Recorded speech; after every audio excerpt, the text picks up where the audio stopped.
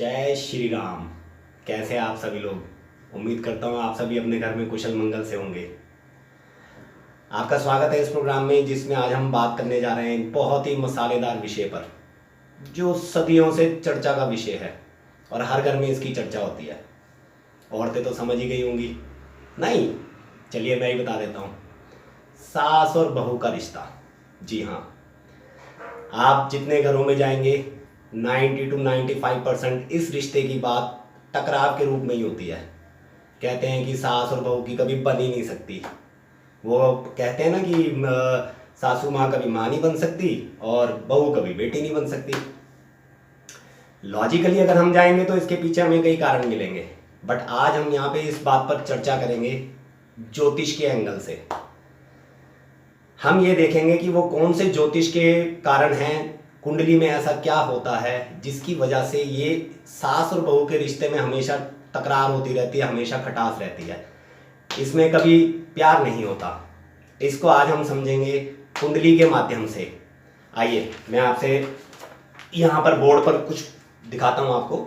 ये मैंने कुंडली बना रखी है। यहाँ पे आप इसमें गौर करेंगे तो इसमें मैंने ये 12 घरों के नंबर लिखे हुए हैं, 1 2 3 4 5 6 7 8 9 10 11 12। सॉरी, इसमें आप देखेंगे तो इस कुंडली के हिसाब से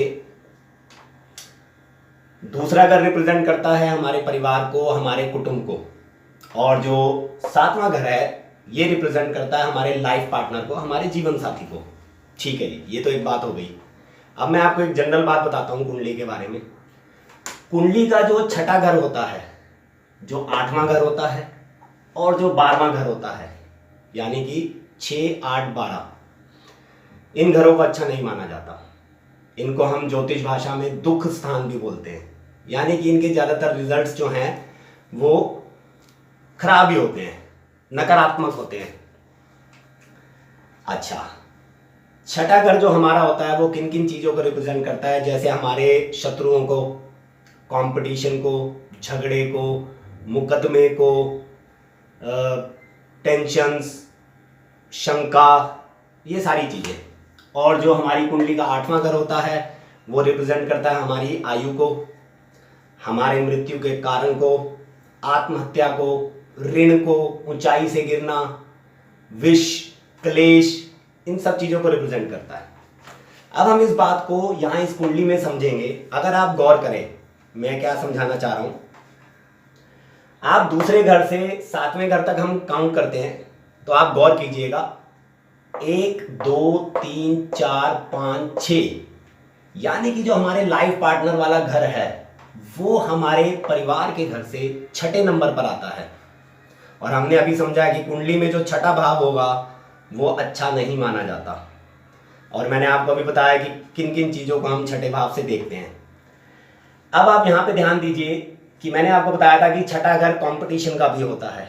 अब हमारे परिवार वाले हमारे जीवन साथी को एक कंपटीशन के रूप में ले लेते हैं। उन्हें लगता है कि ये आई है, पता नहीं ये हमसे क्या मुकाबला करेगी, ये हमें नीचा दिखाएगी।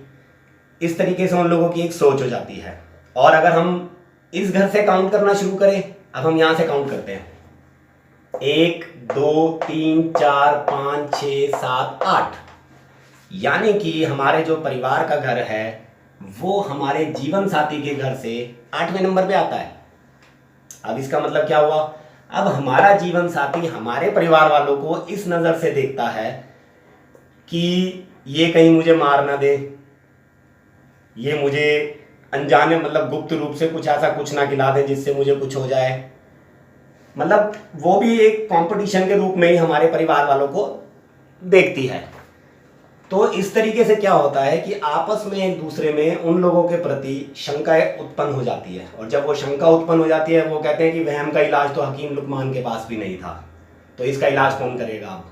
तो इसी वजह से वो धीरे धीरे धीरे धीरे खटास बढ़ जाती है और लगातार बढ़ती चली जाती है।